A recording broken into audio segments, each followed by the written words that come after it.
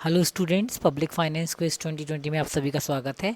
आज हम part 2 discuss करेंगे। इससे पहले हमने पार्ट 1 डिस्कस किया था।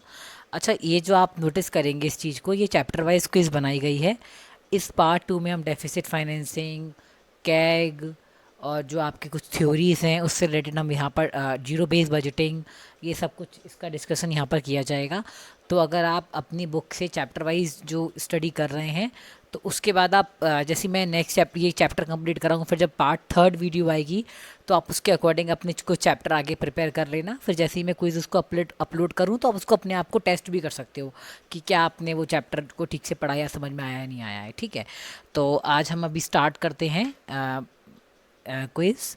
तो आपका जो इसमें जो क्वेश्चन नंबर फर्स्ट है वो ये बताता है कि who is the author of the theory of the book the theory of public finance की जो जो बुक है the theory of public finance, उसके ऑथर कौन है, उसके राइटर कौन है।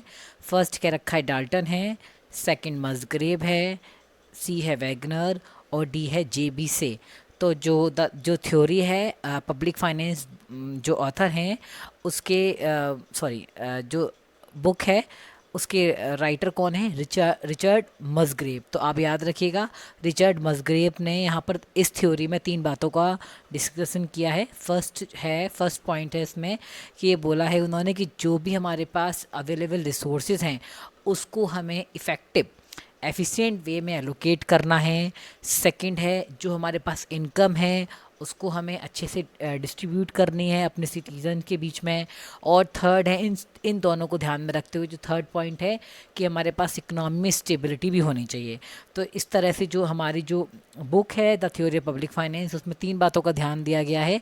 First efficient allocation of available resources, distribution of income among citizen और next stability of the economy. ठीक है, तो राइट आंसर है इसका मस्करी। नेक्स्ट है हमारा कि the ideal system of public finance is one where the net benefit is. तो जो पब्लिक फाइनेंस का आइडियल सिस्टम क्या माना जाता है कि जहाँ पर नेट बेनिफिट हो, किस तरह का नेट बेनिफिट हो। फर्स्ट है बैलेंस्ड बेनिफिट हो, नेक्स्ट है मैक्सिमम बेनिफिट हो, सी है मिनिमम बेनिफिट हो, या डी नन ऑफ दीज। तो जो आइडियल सिस्टम है पब्लिक फाइनेंस का वो माना जाता है जहाँ पर जो बेनिफिट है वो मैक्सिमम हो। अब देखिए, आपने देखा होगा पब्लिक फाइनेंस में एक थ्योरी है मैक्सिमम सोशल एडवांटेज। वो ये कहते हैं कि हमें हमें पब्लिक को मैक्सिमम एडवांटेज देना है। मतलब अब मैं आपसे ये वाली बात कहूँ कि अगर आपने टैक्सेस पे करा और आपको अपने टैक्सेस के अकॉर्डिंग ही आपको फ़ायदा मिले, तो देखो ये तो पॉसिबल नहीं है। लेकिन आपने जितना भी गवर्नमेंट ने रिवेन्यू को कलेक्ट करा है तो गवर्नमेंट उस रिवेन्यू को उस का एक्सपेंडिचर इस तरह से करे कि लोगों को मैक्सिमम बेनिफिट मिल सके। मतलब मैक्सिमम से ज़्यादा से ज़्यादा वो एडवांटेज उस से ले सकें। ठीक है, तो जो आइडियल सिस्टम है पब्लिक फाइनेंस का वो है कि जहाँ पर मैक्सिमम सोशल एडवांटेज हो, मैक्सिमम बेनिफिट हो। ठीक है, नेक्स्ट है हमारे पास डेफिसिट प्लानिंग में लीड टू, या डेफिसिट फाइनेंसिंग में लीड टू। हम ये कह सकते हैं कि डेफिसिट फाइनेंसिंग किसको लीड करता है। देखो, बहुत इंपॉर्टेंट क्वेश्चन है और ये पहले आ भी चुका है। इवन ये वाला जो है ये बहुत कंपटीशन में पूछा भी जा चुका है ये, कि जो डेफिसिट फाइनेंसिंग है वो किसको लीड करता है। तो देखिए, पहले आपको पता होना चाहिए कि डेफिसिट का मतलब क्या होता है। तो देखो, मैंने आपको बताया था, पर इसमें देखो जो डेफिसिट है वो ये होता है कि जब भी गवर्नमेंट के एक्सपेंडिचर ज़्यादा हो जाते हैं और गवर्नमेंट के रिवेन्यू कम होते हैं, मतलब public expenditure, when public expenditure is more than public revenue, तो जो भी डिफरेंस होगा वो डेफिसिट होगा। अब गवर्नमेंट उस डेफिसिट को कैसे फाइनेंस करेगी। फॉर एग्जांपल, गवर्नमेंट ने खर्चा कर दिया 100 रुपये का, गवर्नमेंट के पास आया है रेवेन्यू का 80 रुपये, तो गवर्नमेंट वो 20 रुपये को कहीं ना कहीं से तो फाइनेंस करेगी। मतलब उस 20 रुपये की भरपाई गवर्नमेंट कहीं ना कहीं से करेगी। तो उसको हम बोलते हैं डेफिसिट फाइनेंसिंग। अब डेफिसिट फाइनेंसिंग कैसे करेगी गवर्नमेंट, तो देखा होगा आपने गवर्नमेंट डेफिसिट फाइनेंसिंग कैसे करती है, न्यू करेंसी को इशू कर कर। जब आरबीआई नई करेंसी को इशू करेगी तो उससे वो जो 20 रुपीज़ का गैप है वो फुलफिल हो जाएगा। गवर्नमेंट अपनी कुछ सिक्योरिटीज़ को गिरवी रखवाएगी और न्यू करेंसी इशू करा लेगी। और आपको ये भी पता होना चाहिए कि जब भी हमारे पास न्यू करेंसी इशू होती है तो हमारे पास क्या होगा, इन्फ्लेशन हो जाएगा। इन्फ्लेशन होगा क्योंकि फ्लो ऑफ मनी बढ़ जाएगा। ठीक है, तो जो डेफिसिट फाइनेंसिंग है में lead to poverty, deflation unemployment या इन्फ्लेशन। तो आपको पता होना चाहिए कि डेफिसिट प्लानिंग या डेफिसिट फाइनेंसिंग क्या लीड करता है, inflation. Inflation means increase in money supply, मतलब जब भी हमारे पास उस डेट को, सॉरी, जब उस जो डिफरेंस है, डेफिसिट है, उस डेफिसिट को फाइनेंस करने के लिए हम लोन, हम बैंक से इशू ज़्यादा करेंसी कराएंगे। तो जब भी करेंसी ज़्यादा इशू होगी तो इंक्रीज इन मनी सप्लाई होगा। इंक्रीज इन मनी सप्लाई किसका रिजल्ट है, इन्फ्लेशन का। ठीक है, इन्फ्लेशन हो ही जाएगा उससे। ठीक है, क्योंकि इन्फ्लेशन का मतलब ही होता है इंक्रीज इन मनी सप्लाई। ठीक है, नेक्स्ट है the zero based budgeting was first adopted in. तो देखो जो जीरो बेस्ड बजटिंग है ये थोड़ा रट्टाफिकेशन टाइप का है, कि ये तो रटना ही पड़ता है कि भाई फर्स्ट टाइम कहाँ पर हुआ। ये बहुत इम्पॉसिबल होता है कि हम लॉजिकली इसका आंसर बता पाएँ। तो ये जर्मनी में हुआ था फर्स्ट टाइम अडॉप्टेड, इंडिया में हुआ था, यूएसए में हुआ था, या फ्रांस में हुआ था। तो जो जीरो बेस्ड बजटिंग है वो फर्स्ट टाइम कब हुआ था, कब किसने अडॉप्ट किया था, जर्मनी ने। अच्छा, जीरो बेस्ड बजटिंग होता क्या है कि देखो as a name suggest, zero based budgeting मतलब बजट को प्रिपेयर करना विदाउट एनी बेस, बिना किसी बेस के। कोई बेस ही नहीं है भाई। अब जैसे आप हो, अभी अभी अनमैरिड हो, कल को आपकी अगर मैरिज होती है तो आप कहीं न्यू फैमिली में जा रहे हो, आप अकेले रह रहे हो हस्बैंड के साथ, तो अब आपको पता नहीं कि आपको फर्स्ट मंथ में कैसे क्या खर्चा कर रहा है, कुछ आपके पास कुछ भी बेस नहीं है, आपको नहीं पता क्या क्या है। तो वही वहाँ पर आप क्या करेंगे, स्टार्टिंग से स्टार्ट कर, मतलब आप सोचेंगे कि भाई आपको कोई बेस ही नहीं है। ठीक है, तो वहाँ पर आप क्या करेंगे, मतलब विदाउट एनी, कोई भी पास्ट एक्सपीरियंस नहीं है, मतलब आपका फर्स्ट टाइम ही आप सब कुछ प्रिपेयर कर रहे हो। इसी तरह से जो जीरो बेस बजटिंग है वो हमारे फर्स्ट टाइम किसने अडॉप्ट करी थी, जर्मनी ने। इसका मतलब होता है start with a zero base without any past experience, बिना किसी पास्ट एक्सपीरियंस से आप कुछ बजट बना रहे हो। ठीक है, नेक्स्ट है हमारे पास question number 5, deficit financing is always. Deficit financing कैसी होती है, बहुत अच्छी होती है, गुड होती है, बैड होती है, नाइदर गुड और नॉर बैड, और डी है नन ऑफ द अबव। तो आप सोच लीजिए इसमें से अब कि आपको क्या लग रहा है कि क्या होनी चाहिए। अब मैं आपको उसका राइट आंसर बताती हूँ कि deficit financing is always neither good और नॉट बैड। कैसे है, तो डेफिसिट फाइनेंसिंग ना तो अच्छी होती है और ना ही बुरी। क्यों क्यों ऐसा क्यों कहा गया है, क्योंकि देखो बुरी इसलिए नहीं है क्योंकि अगर हम आपके पॉइंट ऑफ व्यू से बोलेंगे तो आप तो ये चाहोगे ना गवर्नमेंट का एक्सपेंडिचर ज़्यादा हो और गवर्नमेंट रेवेन्यू एक्सपेंडिचर ज़्यादा करे। एक्सपेंडिचर ज़्यादा करेगी तो ऑब्वियसली वेलफेयर होगा। अब पब्लिक एक्सपेंडिचर ज़्यादा होगा, रेवेन्यू कम होगा, तो ऑब्वियसली डेफिसिट को फाइनेंस किया जाएगा। तो इसलिए बैड बैड नहीं, क्योंकि वेलफेयर ज़्यादा कर रही है। और गुड क्यों नहीं है, गुड इसलिए नहीं क्योंकि देखो अगर उस डेफिसिट को फाइनेंस करने के लिए गवर्नमेंट क्या करेगी, मनी को न्यू करेंसी को इशू करेगी, आरबीआई न्यू करेंसी को इशू करेगी। और जब भी न्यू करेंसी को इशू किया जाता है तो इन्फ्लेशन होता है। इन्फ्लेशन हमारे लिए इकोनॉमी के लिए ठीक नहीं है। तो deficit financing is always neither good nor bad for the society. ठीक है,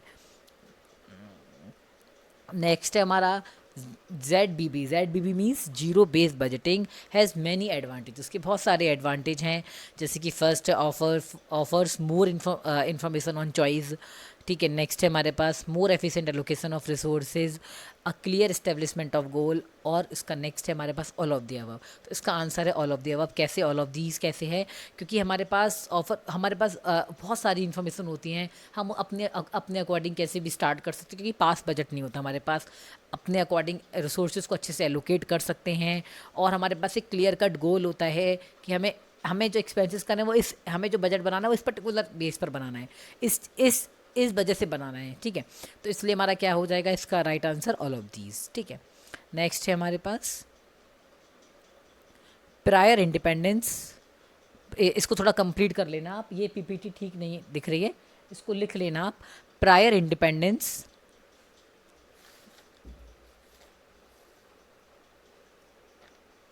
prior independence which of the policy was followed. हम प्रायर जो हमारे इंडिपेंडेंस से पहले हम कौन सी पॉलिसी को फॉलो करते थे। तो देखो आप ये थोड़ा दिक्कत है, आप इसको लिख लीजिए, हो सकता है कि कोई ना कोई टेक्निकल प्रॉब्लम होगी। थोड़ा मैं ट्राई करती हूँ इसको ठीक करने का। हाँ, ये थोड़ा टेक्निकल प्रॉब्लम है, आप इसको नोट कर लीजिए कि prior to independence which of the policies was followed. हम इंडिपेंडेंस से पहले कौन सी पॉलिसी को फॉलो करते थे। देखो जैसा कि आपने देखा होगा, लास्ट मैंने आपको जो पार्ट 1 था उसमें बताया था कि हम कौन सी पॉलिसी को फॉलो करते थे, लेजिस्लेटिव पॉलिसी, सर्टेन, रेगुलेटेड या एक्सपोर्ट। तो देखो हमने जो प्रायर इंडिपेंडेंस है वो हम लेजिस्फेयर पॉलिसी को फॉलो करते थे। लेजिस्फेयर जैसे अब मैंने आपको बताया था कि जहाँ पर ये बोला जाता था, क्लासिकल इकोनॉमिस्ट थे एडम स्मिथ, वो ये कहते थे कि वो इकोनॉमी वो कंट्री बेस्ट है जहाँ पर कोई गवर्नमेंट कंट्रोल नहीं है, मतलब सब फ्री हैं, कोई पब्लिक एक्सपेंडिचर नहीं, कोई पब्लिक रेवेन्यू नहीं। तो वहाँ पर लेजिस्फेयर पॉलिसी मतलब फ्री पॉलिसी को हम यूज़ करते थे। लेकिन अभी ऐसा नहीं है। अभी तो हम जो मॉडर्न स्टेट है वो वेलफेयर स्टेट है, जहाँ पर वेलफेयर हमको ज़्यादा फोकस करते हैं, क्योंकि लेजिस्लेटिव पॉलिसी भी सभी फ्री होंगे तो कहीं ना कहीं हम वेलफेयर पर ध्यान नहीं देंगे। लेकिन अगर हम ये अपने इंडिपेंडेंस की पोस्ट इंडिपेंडेंस की बात करें तो यहाँ पर ये मॉडर्न स्टेट हो गया। तो यहाँ पर हम क्या करते हैं, वेलफेयर की बात करते हैं। तो इसको थोड़ा कंप्लीट कर लेना, थोड़ी टेक्निकल दिक्कत है बच्चों, नोट करते जाइए आप सभी। अच्छा, आपको एक बात और बता दूं मैं कि ये जो आपका जो सेकंड वीडियो है वो आपके दूसरे चैनल पर अपलोड की गई है, क्योंकि जो फर्स्ट चैनल था उसमें कुछ टेक्निकल प्रॉब्लम की वजह से हमें वहाँ से हटा के हमें यहाँ पर अपलोड करना पड़ रहा है। तो आप सभी ने अभी तक जिसने ये चैनल को लाइक नहीं करा है, सब्सक्राइब नहीं करा है या शेयर नहीं करा है, तो आप अभी इसको सब्सक्राइब कर लीजिए। देख लीजिए कि कहीं ऐसा तो नहीं है आपसे अनसब्सक्राइब रह गया। वैसे तो आपको नोटिस मिल जाता है कि ये पार्ट 2 आने वाला है, पार्ट 3 आने वाला है। जल्दी हम इसका पार्ट 3 करेंगे। अगर आपको कोई भी प्रॉब्लम हो किसी भी तरह की, मैंने आपको पहले ही बता चुकी हूँ, हम यहाँ पर चैप्टर वाइज क्विज लेकर आए हैं। जो आपके पास बुक है, जो हमने आपको क्लास में पहले जिस बुक से पढ़ाया हुआ है, हम उसी बुक के अकॉर्डिंग चल रहे हैं। तो आप उसको अब नेक्स्ट आप नेक्स्ट करिएगा, तैयारी कर लीजिएगा, फिर उसके ऑब्जेक्टिव आ जाएंगे, ठीक है, उसके एमसीक्यू आ जाएंगे। तो अगर आपको कोई भी प्रॉब्लम हो तब हमसे डिस्कस कर सकते हैं, पूछ सकते हैं किसी भी तरह से कि मैम ये कैसे है, क्या है। तो the term performance budget was coined by, जो परफॉर्मेंस बजट है वो फर्स्ट टाइम किसने कॉइन किया था, मतलब किसने जनरेट किया था, किसने बनाया था। तो देखो ये भी मैंने बताया था, स्ट्रेट क्वेश्चन पूछे जाते हैं कि ये किसने बनाया है, इसके राइटर कौन है, ये थ्योरी किसने लिखी है, थ्योरी कब आई है। तो इस तरह से पूछा गया है फर्स्ट। तो फर्स्ट है first hover commission of USA 1949, second hover commission of USA, administrative reforms commission of India, या एस्टिमेट्स कमीशन ऑफ यूएसए। तो जो परफॉर्मेंस बजट है वो फर्स्ट टाइम कॉइन किसने किया था, first hover commission of USA 1949। याद रखिएगा आप सभी, इंपॉर्टेंट है ये भी। नेक्स्ट है हमारे पास, in which article of Indian constitution the post of the comptroller and auditor general of India has been envisaged. ठीक है, इसका मतलब क्या है, अब इसको ज़रा अच्छे से देख लीजिए कि ठीक है। तो ये पहले ही देखिए कि कॉम्प्ट्रोलर एंड ऑडिटर जनरल होता क्या है, इसको हम कैग बोलते हैं। तो देखो बच्चों, ये चीज़ ध्यान रखिएगा आपने देखा होगा सीए, चार्टर्ड अकाउंटेंट के बारे में आपने सुना है। तो जो सीए होते हैं वो हमारे इंडिविजुअल फर्म्स, कंपनीज़ के अकाउंट को वेरीफाई करते हैं, उस अकाउंट को चेक करते हैं। देखो मेंटेन्ड वाली बात नहीं करनी हूँ मैं, वो अकाउंटेंट का काम होता है कि वो एंट्रीज़ को बनाना, आपका पी&एल बनाना है, बैलेंस शीट, वो अकाउंटेंट का काम होता है। नॉर्मल जो भी एक सिंपल ग्रेजुएट बच्चा भी कर सकता है। लेकिन मैं बात कर रही हूँ सीए की, आपके अकाउंट्स को वेरीफाई करना, अकाउंट्स की जांच पड़ताल करना वो सीए करता है। वो कौन होता है, वो एक इंडिविजुअल फर्म का, कंपनी का होता है। लेकिन अगर हम गवर्नमेंट लेवल पर बात करें, भाई गवर्नमेंट के एक्सपेंडिचर हो रहा है, गवर्नमेंट की रिवेन्यू है, तो जब पब्लिक रिवेन्यू, पब्लिक एक्सपेंडिचर है, तो उसकी भी तो जांच पड़ताल की जानी चाहिए कि क्या गवर्नमेंट ने जितना पब्लिक रिवेन्यू क्या उतना ही पब्लिक एक्सपेंडिचर किया है। आपने देखा होगा। तो ये जो गवर्नमेंट की जो अकाउंट है उनको कौन वेरीफाई करता है, उनको कौन देखता है, तो ध्यान दीजिएगा। तो जो गवर्नमेंट के अकाउंट हैं उनको कौन करता है verify, comptroller and auditor general of India, CAG बोलते हैं इसको हम। इसकी जो ये सेंट्रल गवर्नमेंट की जॉब होती है, एसएससी के थ्रू इसकी जॉब लगती है। और एसएससी सीजीएल होता है इसके लिए, ग्रेजुएशन होना चाहिए उसके लिए। और अकाउंट्स से करें तो नेक्स्ट पेपर आपका अकाउंट्स का होता है, प्री और मेंस में ऐसे करके कुछ होता है ये। ठीक है, थोड़ा जॉब से रिलेटेड, आपकी नॉलेज से रिलेटेड है वो, कि अगर आप इन फ्यूचर चाहें तो अकाउंटेंट बनना गवर्नमेंट कंपनी, गवर्नमेंट में, तो वो आप इसकी तैयारी कर सकते हैं। तो इसमें क्या रखा है, इन विच आर्टिकल, किस आर्टिकल में कॉन्स्टिट्यूशन में कैग का जो पोस्ट को बताया गया है वो कौन सा आर्टिकल है। तो आर्टिकल है 76, आर्टिकल 148, आर्टिकल 153 या आर्टिकल 127। इसका राइट आंसर है आर्टिकल 148। थोड़ा और सुन लीजिए इसके बारे में, बहुत इंपॉर्टेंट है ये, क्या है मतलब आपकी नॉलेज के लिए भी इंपॉर्टेंट है, वैसे भी एग्जाम पॉइंट ऑफ व्यू से भी बहुत इंपॉर्टेंट है। तो आर्टिकल कॉन्स्टिट्यूशन के आर्टिकल 148 टू 151 में हमारा ये जो डिफाइन करा गया है पोस्ट, इसके बताए रखे, जैसे बता रखा है कि आर्टिकल 1 में अपॉइंटमेंट है, 148 में 149 में इसका वो बता रखा है कि इसके रोल क्या हैं, 151 में इसके फर्दर फंक्शन के बारे में बता रखा है। तो इस तरह से हमारे 4 आर्टिकल हैं कॉन्स्टिट्यूशन के, वो कैग से रिलेटेड हैं। ठीक है, कैग समझ में आ गया आपको कि वो जो गवर्नमेंट है उसके अकाउंट्स को वेरीफाई करना, उसके एक्सपेंडिचर को वेरीफाई करना कि गवर्नमेंट ने ठीक तरह से एक्सपेंसेस किए नहीं किए हैं। देखिए इतना कुछ करने के बाद भी, मैं ये बोलती हूँ, इतना कुछ करने के बाद भी घोटाले होते हैं। देखो चारा घोटाला हो गया, 2G स्पेक्ट्रम घोटाला हो गया। इतना गवर्नमेंट को इतना ये इंडिपेंडेंट बॉडी होती है जो ये कैग है, कैग के जो चेयरमैन हैं ये इंडिपेंडेंट होते हैं। इनके डिसीजन अनबाइज्ड, कोई इनके डिसीजन को बाइस नहीं कर सकता। ठीक है, तो देखो विच अब हमसे क्या रखा है, नेक्स्ट है हमारे पास, which of the following is not true about the comptroller and auditor general of India. इनमें से कौन सा स्टेटमेंट सही नहीं है कैग के लिए। पहला है he is the head of the Indian accounting and accounting department. Option B है he is called the guardian of public fund. C he audits accounts of central government only. Next है the comptroller and auditor general of India is summarized and general auditor. ठीक है, तो देखो ये जो हमारा क्या रखा है, इसमें क्या रखा है, कौन सा हमारा स्टेटमेंट ठीक नहीं है। तो देखो जो हमारा जो ऑडिटर है, कॉम्प्ट्रोलर ऑडिटर ऑफ इंडिया है, ये हमारे सेंट्रल और स्टेट गवर्नमेंट, ध्यान दीजिएगा बच्चों, ऐसा नहीं है कि सेंट्रल गवर्नमेंट की अकाउंट्स को वेरीफाई कर रहा है, ये सेंट्रल और स्टेट दोनों ही गवर्नमेंट की अकाउंट्स को वेरीफाई करता है। और इसके साथ साथ ये दोनों ही अकाउंट्स को ये इंडिपेंडेंट अथॉरिटी होती है। ये सारे अकाउंट्स की क्या करता है, जांच पड़ताल करता है कि भाई जो भी अकाउंट बनाए गए हैं, जो भी लिखे गए हैं, जो भी एक्सपेंडिचर किए गए हैं, क्या वो ठीक तरह से किए गए हैं। अच्छा एक बात और बता दूं, अगर हम फॉरेन की बात करें, ब्रिटेन की बात करें, तो ब्रिटेन में गवर्नमेंट क्या करती है, खर्चा करने जो गवर्नमेंट जो वहाँ पर भी एक ऐसे अकाउंट्स और आपकी ऑडिटर कमेटी है, अकाउंट्स कमेटी है, वहाँ पर गवर्नमेंट क्या करती है, खर्चा करने से पहले वहाँ पूछती है कि भाई हमें यहाँ खर्चा करना चाहिए या नहीं करना चाहिए। जबकि इंडिया में क्या होता है कि गवर्नमेंट ने खर्चा कर लिया, उसके बाद क्या है वो अपनी अपनी ऑडिट करते हैं। देखो ऑडिट का मतलब ही होता है कि वेरीफाई करना, उसको उसको उसकी जांच पड़ताल करना कि जो खर्चे किए गए हैं वो ठीक करे गए हैं या नहीं करे गए हैं। तो अब ये वाली बात ध्यान दीजिएगा, आपकी जो comptroller and auditor general of India है वो सेंट्रल गवर्नमेंट के ही साथ साथ स्टेट गवर्नमेंट के भी अकाउंट्स को वेरीफाई करता है। तो इसका आंसर है he audits accounts of central government only की बात करें, स्टेट गवर्नमेंट के अकाउंट्स को वेरीफाई करता है ये।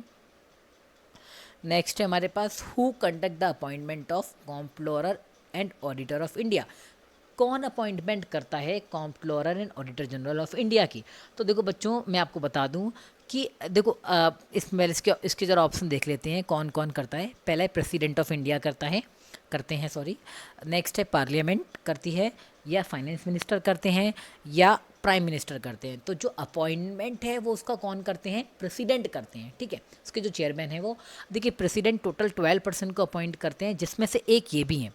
ठीक है, अच्छा अब आपके मन में आ रहा होगा कि मैम ये अपनी रिपोर्ट्स किसको देते होंगे। तो भाई जो भी कैग है उनके जो चेयरमैन है वो अपनी पूरी रिपोर्ट्स को तैयार करते हैं कि गवर्नमेंट एक्सपेंडिचर कैसे किया है, रेवेन्यू कहाँ कहाँ से आए हैं, कितना कितने पर करा है, क्या क्या है। तो ये जो अपनी रिपोर्ट को जो बनाते हैं वो किसको देते हैं, प्रेसिडेंट को देते हैं, गवर्नर ऑफ द स्टेट को देते हैं। लेकिन भाई पार्लियामेंट में कौन प्रेजेंट करेगा, आपने कभी पार्लियामेंट में प्रेसिडेंट को बोलते हुए तो नहीं देखा कि प्रेसिडेंट कुछ बोल रहे हैं, मतलब वैसे नहीं बोलते हैं। मतलब जो फाइनेंस मिनिस्टर हैं वो प्रेजेंट करते हैं।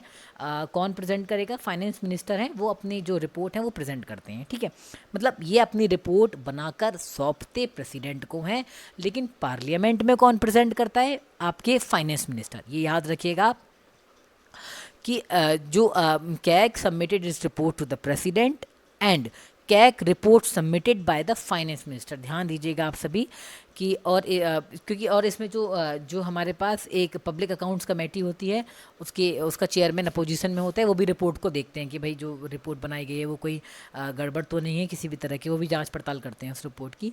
पब्लिक अपोजिशन कमेटी, ये तो जिस उसके चेयरमैन होते हैं अपोजिशन पार्टी के होते हैं।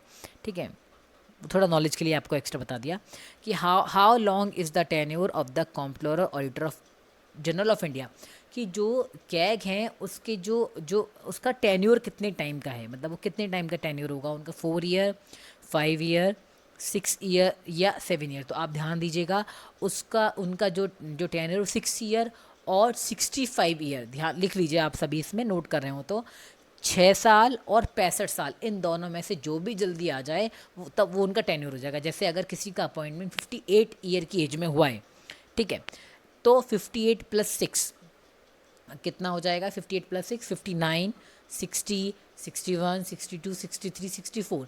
मतलब देखिए, मैंने आपको बोला था 65 की एज से पहले की एज तक और 66 year, whichever is earlier, इन दोनों में से जो भी पहले आए। तो देखो 65 तो बाद में आएगा ना, 58 पर अपॉइंटमेंट हुआ तो 58 में 6 को ऐड करेंगे, 64 आ गया, तो मतलब वो 64 की एज में रिटायरमेंट हो जाएगा, क्योंकि 6 ईयर्स का टेन्योर होता है। लेकिन अगर किसी का अपॉइंटमेंट 60 की एज में हुआ तो 6 ईयर्स का टेन्योर को ऐड करेंगे तो 66 हो गया, तो वो उससे पहले 66 हो गया, बट उससे पहले 65 आ जाएगा, तो वो 65 की एज में उनका क्या हो जाएगा? रिटायरमेंट हो जाएगा। विच एवर इज अर्ली, आपने इनकम टैक्स में पढ़ा होगा ना, विच एवर इज लेस करके होता है, जो भी दोनों में से पहले आ जाए, तो वैसे ही है, विच एवर इज अर्ली, दोनों में से जो भी पहले आएगा। तो जो टेन्योर है वो क्या है? 6 ईयर्स है। आपको किसी भी तरह की कोई भी प्रॉब्लम हो, आप हमसे पूछ सकते हैं कि मैम हमें समझ में नहीं आया, कुछ भी है। तो the term direct financing is use to devote the direct increment to, direct financing है वो किस में डायरेक्ट इंक्रीमेंट करता है? नेशनल इनकम में, ग्रॉस एक्सपेंडिचर में, ग्रॉस इनकम में, या टोटल लोन में। देखो एक बात और बता दूं मैं, आप इसको जनरली भी इसको एनालाइज कर सकते हैं कि जब फाइनेंस बढ़ेगा, जब आपके पास पब्लिक एक्सपेंडिचर ज़्यादा है, रिवेन्यू कम है, तो आपका एक्सपेंडिचर ज़्यादा है, तो ये कहीं ना कहीं डायरेक्ट इंक्रीमेंट किस में करेगा? आपके ग्रॉस एक्सपेंडिचर में। ध्यान दीजिएगा, बहुत इजीली देखो समझ में भी आ रहा है। अगर आपको फाइनेंसिंग का मीनिंग समझ में आ गया ना, तो आप इसमें से मोस्ट अप्रोप्रिएट भी निकाल पाएंगे। मैं हमेशा बच्चों को बोलती हूँ कि ऑब्जेक्टिव कभी रट्टाफिकेशन नहीं होता।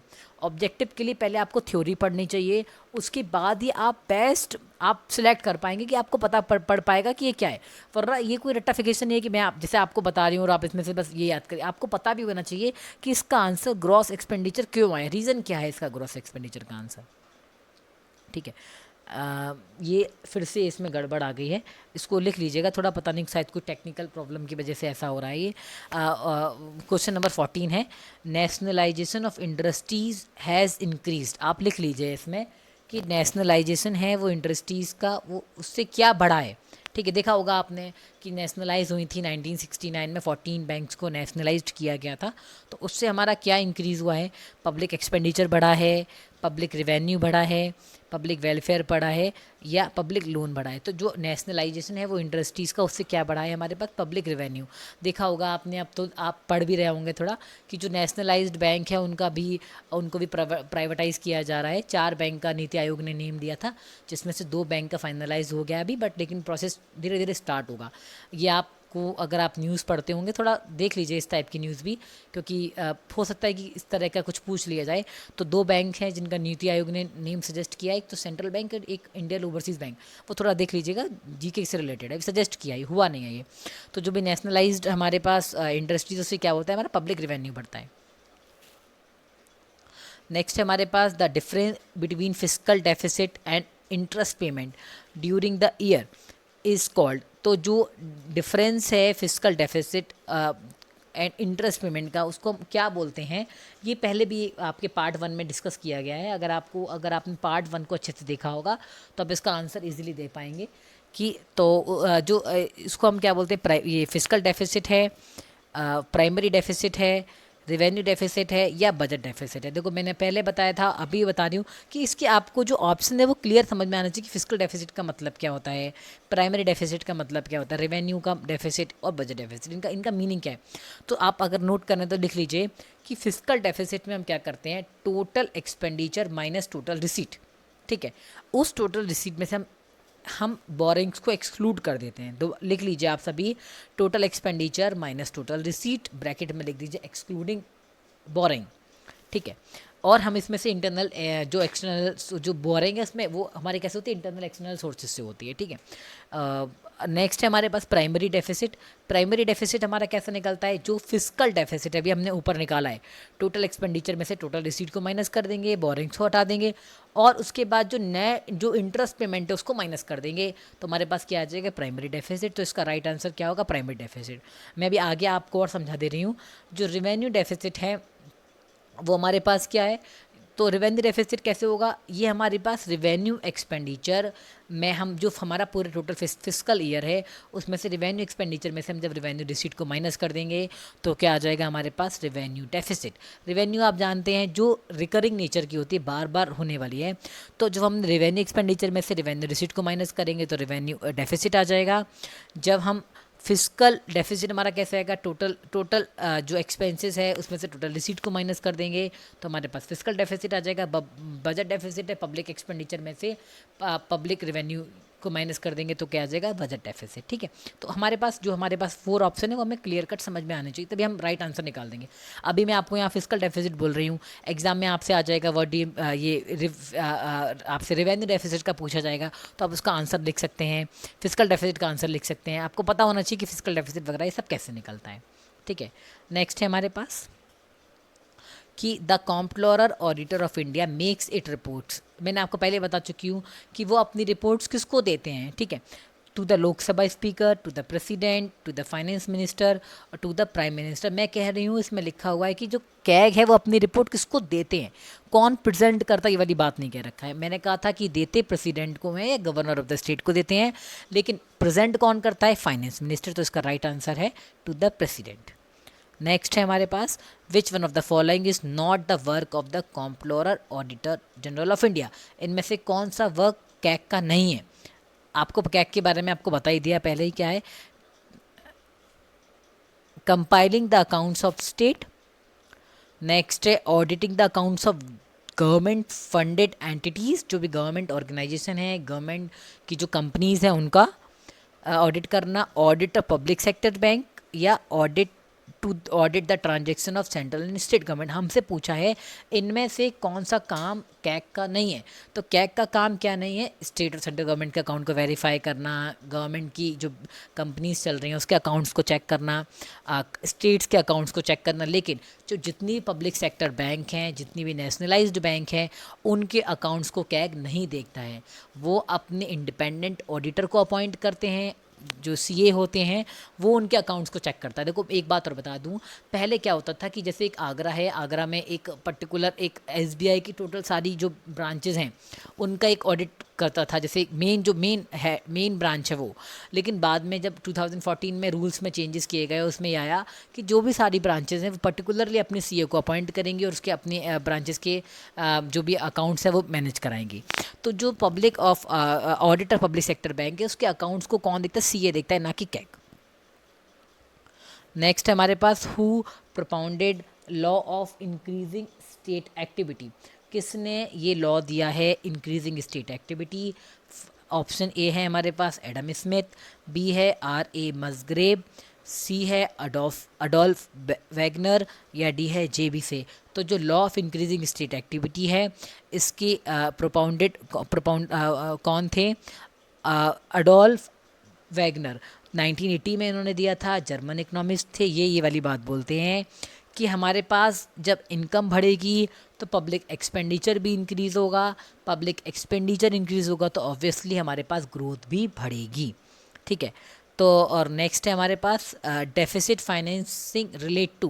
डेफिसिट फाइनेंसिंग किससे रिलेट करती है, ट्रेड पॉलिसी से रिलेट करती है, मॉनेटरी पॉलिसी से रिलेट करती है, फिस्कल पॉलिसी से रिलेट करती है, इंडस्ट्रियल पॉलिसी से। तो डेफिसिट फाइनेंसिंग देखो, ट्रेड पॉलिसी बिजनेस की बात कर रहे हैं, मॉनेटरी पॉलिसी यहाँ पर इंटरेस्ट की बात करते हैं हम, CRR आपने देखा होगा, SLR, bank rate, reverse repo rate, यहाँ पर इसकी बात होती है। फिस्कल पॉलिसी में हम पब्लिक एक्सपेंडिचर पब्लिक रेवेन्यू की बात करते हैं, सारे टैक्सेस की इसमें बात की जाती है। इंडस्ट्रियल पॉलिसीज़ में हमारी जो इंडस्ट्रीज़ हैं उनकी बात की जाती है।